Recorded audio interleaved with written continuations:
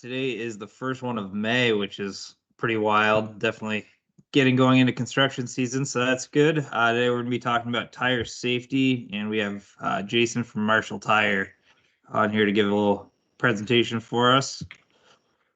Today's code item of the week is maintain respectful behavior whenever one is working, driving company vehicle, or wearing the company logo. You are always representing this company. Ben Dow, do you have anything to add? Yeah. Show regard for others. Be positive. Practice courtesy and alignment. Well said. We're at 51 days without a recordable injury and 2 days without a first aid injury. We've had a little bit of an uptick in minor personal injuries, so just make sure you're being careful out there, especially with it being Friday and a beautiful day. It's easy to get a little complacent with the nice weather, so just keep doing the right thing all the time. It's the last call for shingles vaccines. Contact Matt or myself if you're interested. And just a couple of safety shout outs. Chimney Corners, the consolidated crew, Mike Levick had a fantastic JHA. What was it, Wednesday? That was one of the best ones that we've seen. Same with Willie over in Morristown on Wednesday. We noticed that he had an awesome JHA. And the other thing, last week I was over at the Middlebury Theater, and the general contractor and another contractor were in the site, and none of them were wearing all their proper PPE. And I walk in and all the ECI guys are just shining orange and have all their hard hat and safety glasses and everything. And that's Paul Jerome's crew down there. So good job, guys, on doing the right thing, even when everybody else on the site might not be. So great job to all those crews and everybody else that we've been out to see this week. Go ahead.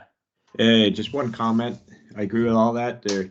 Just wanted to follow up on that fatality in Massachusetts with Bernice and Sons, who were working for on a different job, but it involved a detail officer, so like a UTO, getting backed over by their excavator.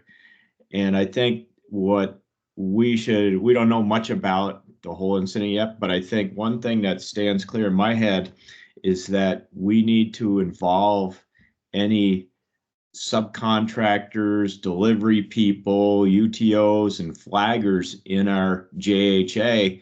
And also that might include Marshall Tire if they come to our job site to change a tire.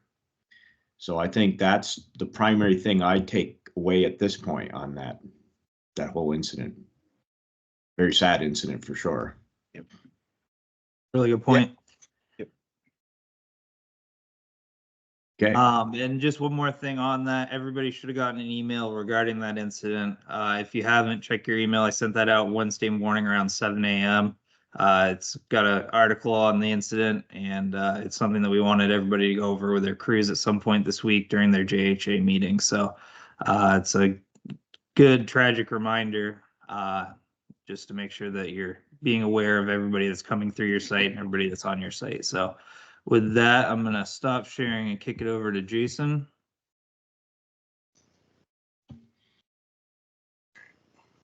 Shuffle a couple things around. Let's see if that comes up. We got it. All right. So, good morning. Good morning. We're talking about some tire safety today. If I could get my slides to work. There we go. Just quick about me and the company. Marshall Tire was started in 1988. I worked here part-time through high school. I came back full-time in November of 1999, so I'm in my 25th year. We do commercial, earth mover, road service, passenger light truck, a lot of fleet stuff. I ran a boom truck for several years, shop manager, safety manager, operations manager. Paul Sisto and I bought the company from my dad in 2017. I've been an instructor for Tire Industry Association since 2004, and I was actually a contractor for several years for TIA doing train the trainer stuff. Why we're here today. a couple months ago in the shop, they had tire failure. It was a Ford F550 with 225/70 R19.5 tires, which falls into the commercial category. It came in with a flat tire on the right rear inside dual. So the tech was reaching through from the outside to add air to it. He was using a short inflator whip hose, and the chuck was a hold-on style chuck, so he actually had to be holding it on the valve stem for it to take air. The last time he checked the air pressure, it was at about 70 psi. He did hear some cracking and snapping sounds, but related it to cold temperatures. It was a particularly cold day that morning, and it was related it to like ice, cold rubber kind of stretching and stuff. The tire exploded. It was what we call a zipper rupture, which I'll get into in a couple minutes.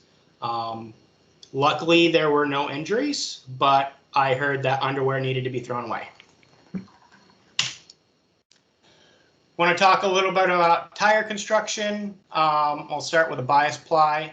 Bias ply construction has fabric cords that run up from the bead at an angle across the tread and then down the other side. So for every layer of body ply material going up at an angle, there's an opposite cord package that runs to offset that. Those are generally made out of fabric of some sort. They don't flex nearly as much and don't really cause as much headache as some radial tires. Radial tires, the cord package for the body plies runs from the bead straight up the sidewall, straight across the tread, and straight down. Most tires now are radial. What these cords are made of varies a bit. Your passenger and light truck tires, for the most part, are some sort of fabric, polyester, nylon, something like that. But what we're concerned about mostly once you get into the heavy ply stuff, the commercial stuff, is steel sidewalls. So, is this where I want to be? Yes. Cord material is basically a cable. So they're individual strands wrapped around each other, twisted into a tiny cable. And then there's several of them all laid parallel on a radial tire.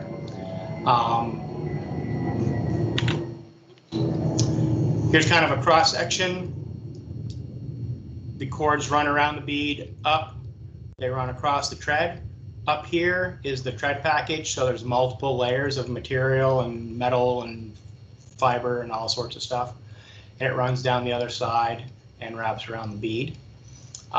One thing to take into account is these radial tires with the steel sidewalls. All this stuff that we're talking about with commercial truck also relates to earth mover. A lot of your heavy equipment, rubber tired heavy equipment, runs radial tires. So the issues that we run into with the commercial stuff also can pertain to some of your equipment stuff. When we have a tire like this, there's benefits to a radial tire. Tread lays flatter, it's a smoother ride.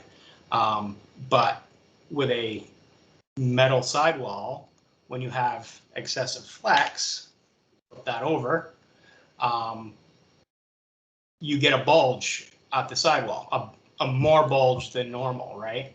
So as this gets lower and lower, whether it be underinflated or being overloaded, what happens to that sidewall? It pushes out, yeah. Yeah, we get into that situation, right? So if you got this metal cord, it's a cable, you know, and we kind of relate that to a paper clip or a coat hanger. What happens when you fold a coat hanger in half and then straighten it back out and then repeat that over and over, right? It gets weaker and weaker until it eventually breaks. Now you get that same thing every time that this tire does a revolution. It kinks over and then straightens out when it gets back to the top. Here is an X-ray of steel cords in the sidewall of the tire. I'm not sure how well you guys can see that, but none of those cords have completely broken through. But if you look close, if you can see it, those individual metal strands that make up that cable, every single one of those has damaged strands. So what happens when we add air to that and it starts stressing these cables from end to end, pulling on this weak part? That's where it fails, right? That's where it fails. That's where it opens up at that flex point, which is, this is upside down, right around this area, right where that's folded over, that's going to fail. It creates a what is called the zipper rupture. And what that is it's an 8 to 12 inch opening that happens in the sidewall of the tire, and it depends on the size of the tire and stuff. So these cords break, and once one breaks, then you're overloading the ones next to it, and etc. It's just a domino effect, and they all open up in a specific section, and there's a catastrophic sudden release of air pressure. So in the case of the shop a couple months ago, it was a small tire, so there wasn't, compared to me, to what we normally do, it was a fairly small tire.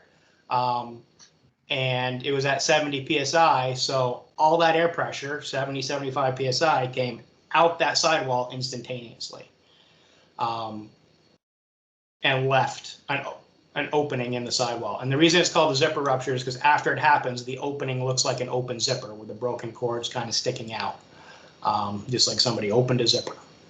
Mm-hmm. So after the little bit of that education, we can kind of determine that the sidewall is not the place you want to be. The shaded areas here show the trajectory zone of a steel construction radial tire. These tires range from some 16-inch stuff, those 12 and 14 ply trailer tires, to the 19.5s, 17.5s on equipment trailers towed behind dump trucks and stuff. Tractor trailers, dump trucks, lowboy trailers, they all have steel sidewalls. And then once you get into the heavy equipment, the loader tires, the haul truck tires, those are generally radials as well for the most part. Construction's a little different. The design is the same. There may be more cord layers in the construction tires, but a commercial truck tire has one layer of steel cords. So the gray area is not where you want to stand. If you look at the first two pictures here, the tread area is not shaded. There's extra layers of cords there for cut protection and all that stuff. So you want to move yourself to the area of the tread and stay out of that shaded area. Another thing to notice is that the further away from the tire you get, the bigger that shaded area gets. So putting yourself in line with the tread rather than off the sidewall is going to be where you want to be. Just a little snippet out of OSHA 1910-177. So 1910 is general industry. 177 is a regulation that pertains particularly to commercial truck tires. It does not relate to light truck tires, special trailer tires, etc. But if you are dealing with any of that type of tire that has a steel sidewall, following the regulation is recommended. So just this snippet about tire servicing equipment. An inline air assembly, an airline assembly consisting of the following components should be used for inflating tires: a clip-on air chuck, an inline valve with a pressure gauge or a presettable regulator, and a sufficient length of hose between the chuck and the valve to allow the employee to stand outside the trajectory. So a clip-on chuck, so you don't have to hold it on the valve stem, it will hold itself on there. An inline valve with a pressure gauge or a presettable regulator, so you can check the air pressure at any given time without having to move into that trajectory area. A lot of the times here in the shop, we actually have inflators on the wall or a presettable regulator, so it will inflate the tire for us. We just clear the area in that where it's airing up. And then the sufficient length of hose for between the chuck and the valve. So what's the sufficient length of hose? It's not very often that OSHA is vague in what they're trying to say. It all depends on the size of the tire. 225 70R 19.5, you're probably acceptable with, you know, 3 or 4 feet of hose. Same, you know, you probably get away with the same length of hose for a commercial truck tire, just to put you into that tread zone. But when you get into earth mover stuff, you may need 12, 15, 20 feet, depending on the size of the tire you're working on. You can have too much hose, but you can't have too short of a hose.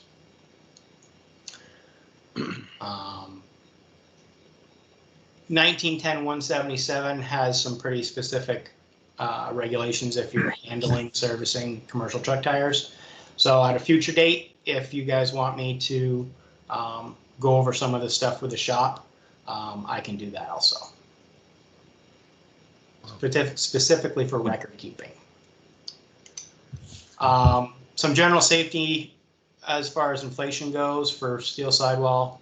If the tire's been run at less than 80% of the recommended air pressure, not necessarily the pressure on the sidewall, but air pressure to match what the door tag says, or the tire placard, tire inflation placard on whatever piece of equipment it is, it should have a full inspection.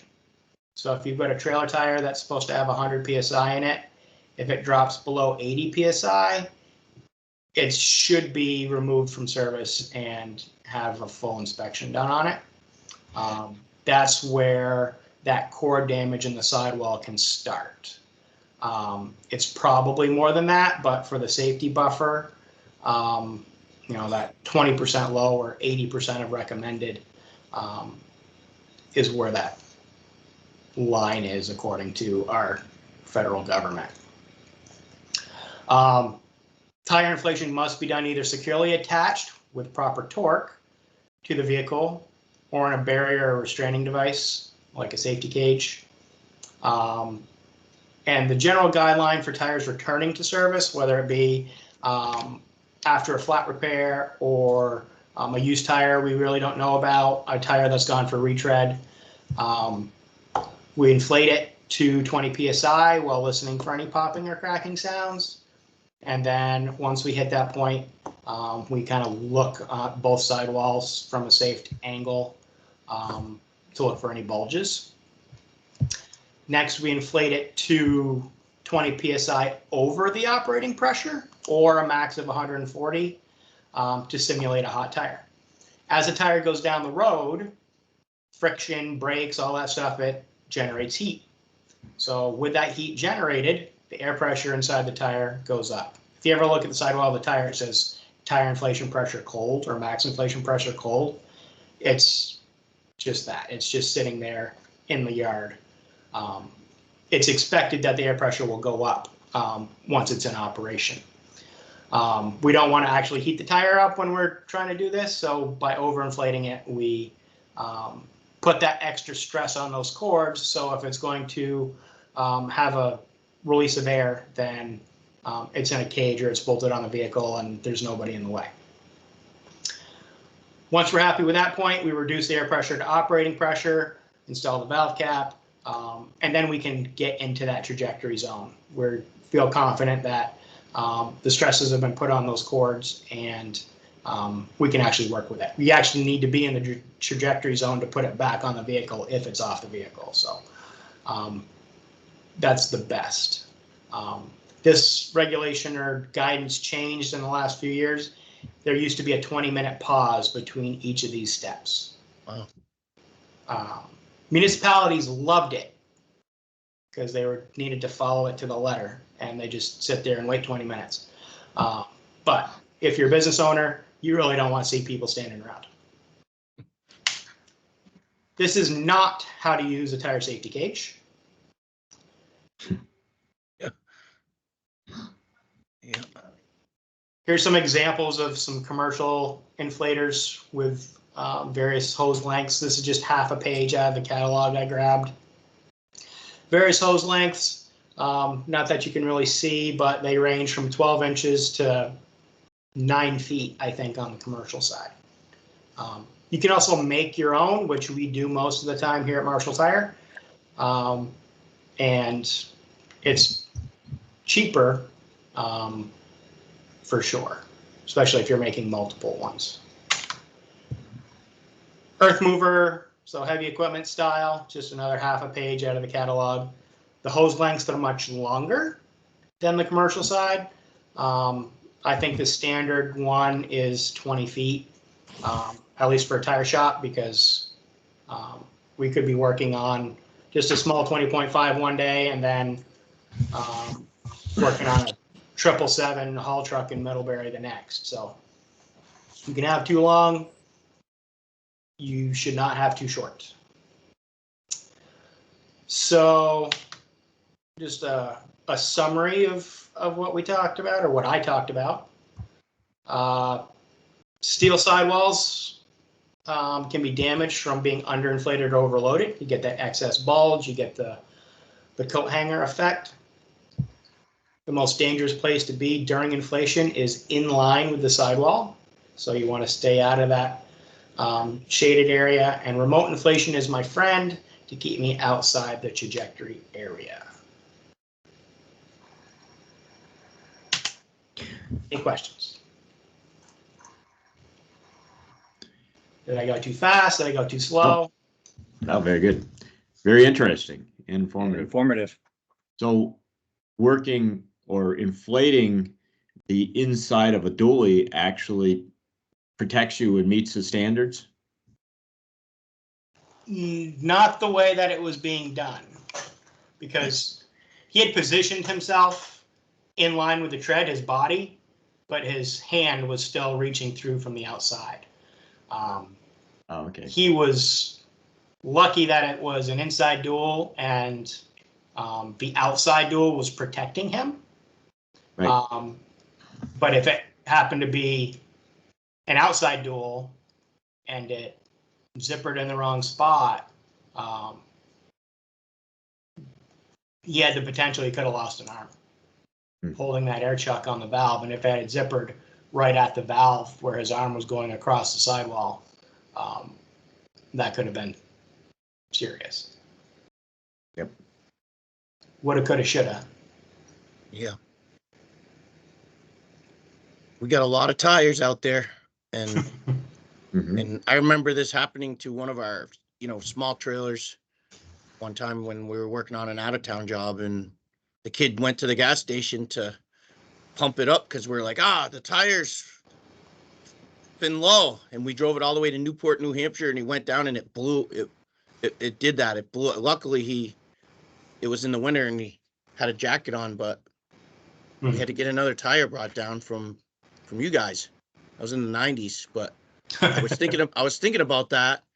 As you were explaining it, I never really put that together the way that you did, that we actually probably damaged the tire because we drove it so many miles and Yeah. it was low and we didn't realize it. And then we went to blow it up. Right. And we didn't used to have, I never had one of those clip-ons in my job trailer, but a lot of the guys do have an adapter to blow up tires that we hook on our compressors. So that's something to think about for us in the safety group, is if we have those devices, that we should be considering having a clip-on style, so that we're not out there right next to the tire, like you said, trying to blow them up, especially when we're out there in the field. Make some hoses that are 6 feet long. I mean, all it is a couple NPT adapters with barbs on them on a cup on each end of the hose. You put an air chuck on one end, you put a T on the other end, and a ball valve, and Yeah. a tank valve, and you can check the air through the tank valve at the shutoff, and then keeps you out of the trajectory the whole time you're inflating. And then once you're good, then you can kind of reach in there and pop the air chuck off, and you're good to go. Wow. Yep. Isolating from the hazard. So Right. I don't know if this will work. Let me see.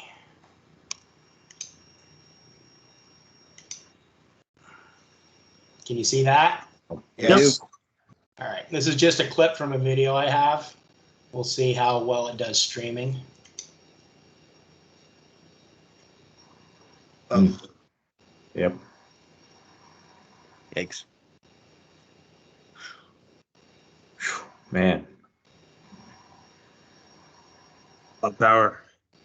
So I'm not sure exactly what size it is, but that's typical with, you know, a trailer, dump truck, Right. tractor. That illustrates it well. Yes, it does. Thank Okay. you, Jason. No problem. Yeah, Thank thanks. you. Thank you, Jason. And if anybody else has suggestions on what they want to see for safety meetings, just let us know and we'll make it happen.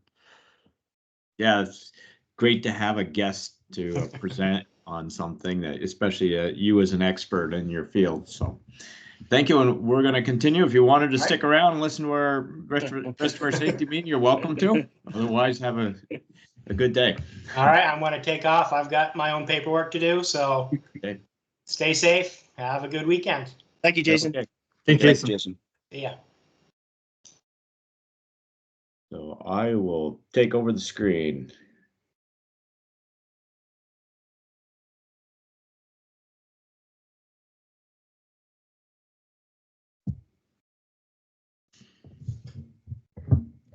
Okay, do you see my screen? We got it. All right. So no new announcements. I repeated the announcement of the social media links to both Facebook and Instagram. So check that out. Those sites are being refreshed pretty frequently. And today I left this on here because today is the Morgan Stanley Financial Advisors meeting. So if you're signed up, make sure you get to the meeting on time.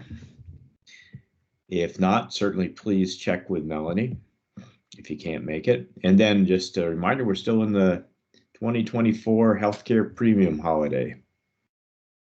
We have new employees. We have Chris Bocash with the Heavy Civil and Rail Group. We have Hunter Hogue, I guess you pronounce his name. He's with Paving and Reclaiming. And Jaden Mansfield with Concrete. So welcome, you guys. I have a link here to the ECI Primary Care Wellness Plan. Oops, I don't know what that SIT is. Something got goofed up in there, didn't it? And then we're going to talk this week about the DFA, Dairy Farmers of America Wastewater Improvements. And Mark Peliquin, are you out there? I am. You want to take over the screen or you want me to scroll? You can drive. My computer's been a little bit touchy this Okay. morning. All right. I'll try to do as good as I can here. For some reason, my screen's not filling, the window's not filling my full screen, so I'm dragging the sidebar, but go ahead. Yep. So ECI was contracted or is contracted with Aries Chemical out of Beavers Falls, New York, to construct the new wastewater treatment tank. Well, there's two tanks. We're doing the concrete for the big tank in St. Albans. Aries is hired by the DFA to provide the wastewater treatment upgrade. The site is formerly known as the St. Albans Creamery, which merged with DFA in 2019. ECI's scope of work includes the following: installation of a relocated water line, including the WAT tap at the street, installation of piping interior building demolition and restoration, relocation of a sewer service, foundation excavation and backfill for the tank, and another tank provided and installed by a tank vendor. Demolition of the existing tank foundation and construction of the concrete tank system, including pile foundations, slabs, walls up to 30 feet high, and a precast plank roof. The piles will consist of a 52 by 26 millimeter hollow bar drilled micro piles installed 25 feet. Actually, I think, Kenny, we decided the other day that they're going to be a little bit longer than that, right? Yeah, a little bit. With a rock socket. ECI recently completed a test pile, which was loaded and tested actually on Wednesday this week. The test load of 130 pounds in tension was applied on the pile to determine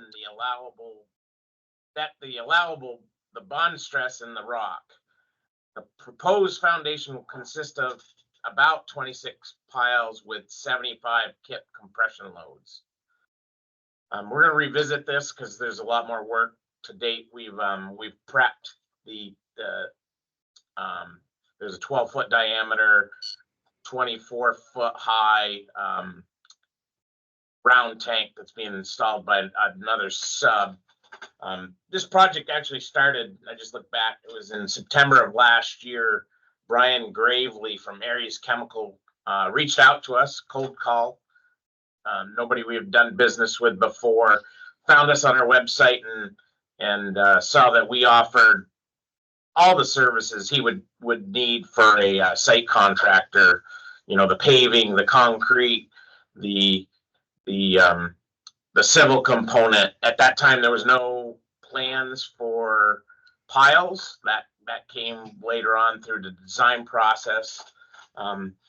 Ron Johnston, myself, and Kenny have been involved in this project through the design phase, making comments, and now, of course, into construction, and still involved in the design. We have another meeting at 10 o'clock this morning to discuss some of the design components. So it's an ongoing process. Here's some of the photos to date. This first photo is one you see where the pre-existing condition, those 3 tanks that you see on the right are the tanks that will be removed and replaced by our big tank and the one 12-foot diameter vertical tank.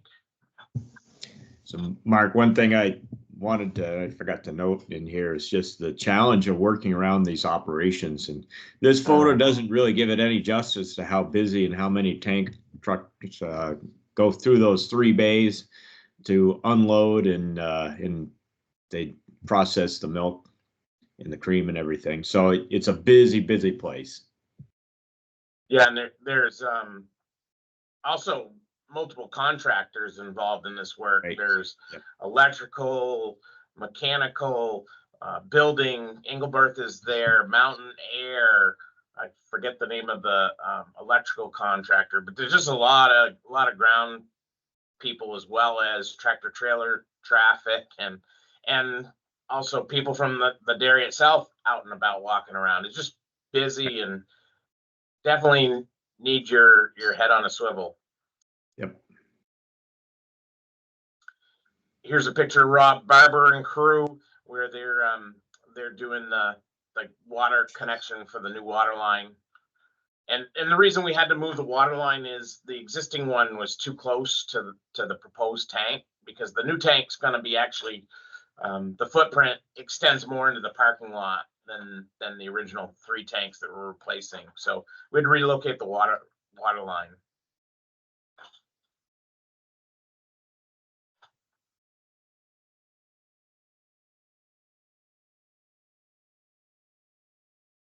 So this is actually a repair. So when we started to take out the existing concrete tank foundation for tank number 1, and we call tank number 1 is the one as the original picture would be the farthest to your left. We're making room for the 12-foot tank because that's going to take the brunt of treating water. Well, tank 2 and 3 get replaced as well. And we found out with the concrete foundation being so deep, we actually had to relocate the water line or energize the relocated water line sooner than planned, just because the concrete foundations were deep, and we didn't want to take the chance of undermining their existing water line. Well, when we energized it, we ended up with a leak, and we had to go repair that as well. So the crews changed gears. It was a Monday that we figured out how deep the concrete was. By Tuesday, we'd changed gears, energized the line, and done the repair. And then Wednesday, we proceeded again with the concrete foundation demo. Which leads us to the next picture. Yeah, so this is Aaron. I was on site that day. We were actually, this picture we thought was just a curb to protect those 3 tanks, and later we found out it was a foundation of a previous part of the existing building that probably was demoed for those 3 tanks. And this foundation extended, just the wall itself was 7 feet, and the footing was a couple more feet below grade. So there's just concrete in the ground everywhere that wasn't expected. We had no record plans when we put together the pricing on this project. So they were thinking most of these walls were 4 foot, or typical 4 foot below grade walls with a standard frost footing. Here's a picture of Aaron. These are the tank foundations, which later on we actually found out that Marty had poured these way back in the day when he worked for Harrison. But these extended. The wall itself was about 13 feet high with about 4.5 feet above grade, so 8.5 feet below grade with a footing. These are going to have to be removed to accommodate the installation of the piles.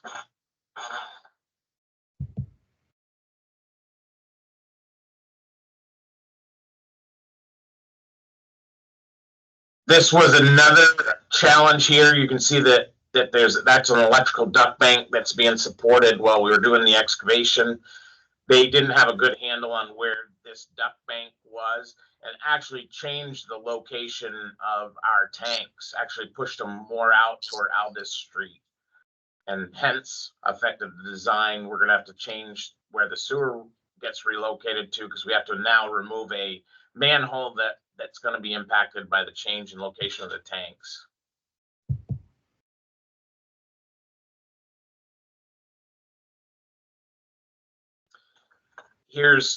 This is not our forming. This is we set the concrete precast blocks there and the bond breaker with the plywood to facilitate the vertical tank foundation installation, which is being done by another sub. The rationale for this is to keep, they use earth forms when they pour. They don't actually use the plywood and studs type forming. So we were trying to avoid any over pour of the concrete into the location for our big tank that we'd have to remove later.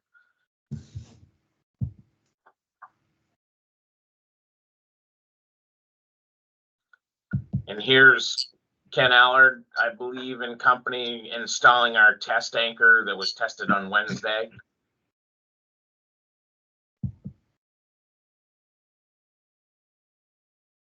And there's Jeremy Dean and myself, and you can't see Mike Dunnigan standing behind Dan Fabel from Sanborn Head, who's been hired by Aries to basically take our test data and come up with a design anchor. So we're pulling on the pile there with that jack on top of the steel beams. The beams are supported on the concrete blocks, waste blocks on either side, and we got instrumentation monitoring the deflection as it's loaded. Get a closer view. There we go. We're adjusting the dial indicators. You see the pretty hefty beams because we're loading it to 130,000. We happen to run out of stroke on the jack, 3-inch stroke. Most of the deflection was in the in the beams. And the what you got there is there's kind of a coupling serving as a nut on top with some flanges on the side, a bearing plate, and then the hydraulic ram, the jack, hollow jack, and then the load cell underneath. And then you see the readout box, and right there it looks like we're at 89.27 kips. And that's what A we got. kip is for 1,000 pounds. A kip is 1,000 pounds. Yep. So that's what we got for this report out on the DFA project. We would expect in a couple, 3 months or so, we'll have some pretty cool pictures of some interesting concrete work and the installation of the piles. So for the photo archives, I have a compression load test at 237 North Winooski Avenue in 2014 for a pile system. And see, we did a compression test. Those are compression piles at DFA, but we're testing them in tension because we're just testing the bond stress in the capacity in the rock. Here we did a compression test, which requires us to anchor down the ends of the beams, the reaction beams, instead of, and that cribbing there is just to keep everything kind of safe if something does give up, but also it helps you set up everything, and you can just stack the, put the beam, reaction beam on the cribbing, and then use the tie down components with anchors on the side and whaler beams and so on. Do that afterwards. So it's more for setup, but it's a comfortable feeling underneath when you got those kind of loads to have that cribbing there too. But this is a compression test for a compression pile. The DFA is a tension test for a compression pile. So that's what we got. We'll turn it back over to Matt. Have a safe day out there, Matt and Tom. Yeah, thanks, guys. Thanks for everybody joining in. You watching the group setting. Please send over attendance so we can capture it. Let's have a safe day. Yep, and make sure you guys are looking at that Grenice article from the Billerica, Massachusetts incident, and that you guys are instituting those, safe practices. So thanks again. Yeah. Yeah, we'll hit blind spots in an upcoming meeting for equipment. Yep. Keep people informed on the swing zones and where Yep. they visitors to the site, especially. Yeah, we're gonna do a big thing on excavation, blind spots, and cranes, and Sounds good. upcoming. Yep. Let's have a All safe day. Okay, thank you, Mark, for presenting. Yep.